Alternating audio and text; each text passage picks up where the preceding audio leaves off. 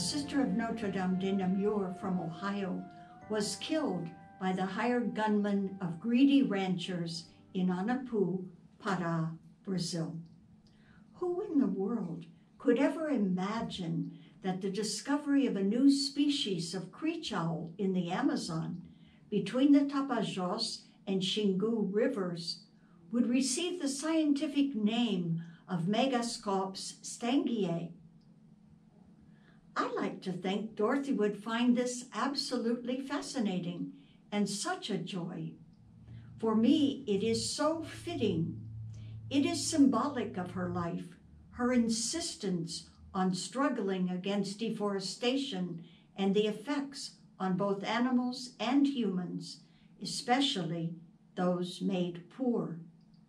She often wept when she heard a monkey crying because there was no more canopy left in a forest that had been home to them for centuries. Nature was home to Dorothy, and I remember when visiting her, we would sit outside at night to contemplate the sights and sounds, the music of the forest. For me, this nocturnal creature is symbolic of Dorothy's life. Its piercing call, its depth perception, and the fact that it faces extinction due to deforestation all reflect why Dorothy was so passionate about protecting the rainforest. Dorothy would be so energized knowing that scientists who work with biodiversity and discover new species thought to remember her in the naming of this precious owl. Long before we began to hear about the interconnectedness of all of creation, Dorothy was immersed in that belief. Her world was always interconnected. Even though Dorothy and I grew up in Dayton, Ohio, I first met Dorothy in the early 60s in Arizona, where she was living. She asked for 2 Spanish-speaking sisters to spend the summer teaching catechism to youth in Puerto Peñasco, Mexico, a poor fishing village located on the Gulf of California. My first remembrance of who Dorothy was came when we returned to Arizona, and she insisted on taking us to visit the Grand Canyon.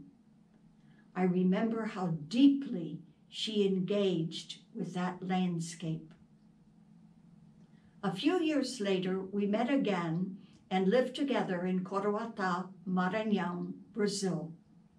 From her first days in Brazil, Dorothy always cultivated a garden, planted flowers, and harvested fruit trees.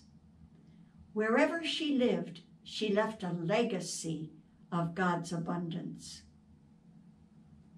Dorothy was missioned to migrate with families from Maranhão, and she followed them west to the state of Pará. I continued to work in Maranhão and visited Dorothy and her people over the years. I last saw Dorothy in 1990 when I returned to Pará to say goodbye. On that occasion, Dorothy insisted that I plant a lemon tree in Centro Nazaré, where she lived prior to relocating to Anapu. When I returned after Dorothy was martyred, I made a pilgrimage stop in Centro Nazaré, and sure enough, I found the lemon tree laden with beautiful fruit. From childhood, land was sacred to Dorothy, where in a family of 9, a garden was a means of sustenance and sharing.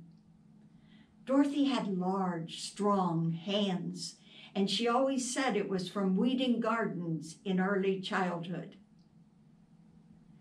Dorothy saw land and its bounty as a sacred gift to be tended in a leasing agreement with our God.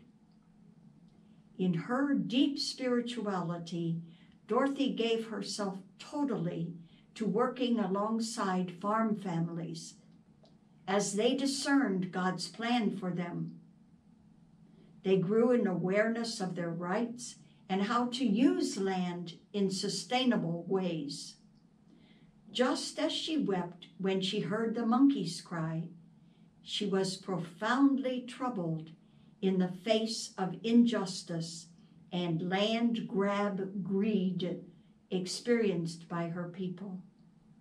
She was a migrant with them and an ardent advocate for human rights.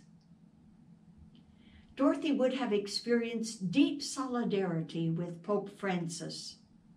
His Laudato Si addressed integral ecology and the interconnectedness of all of creation.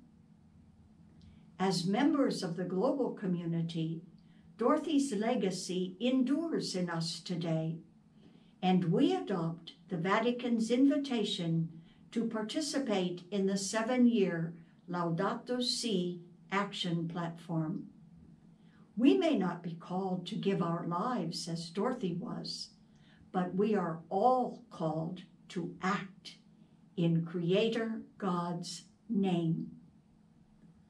Only systemic change will bring our planet back to its original blessing.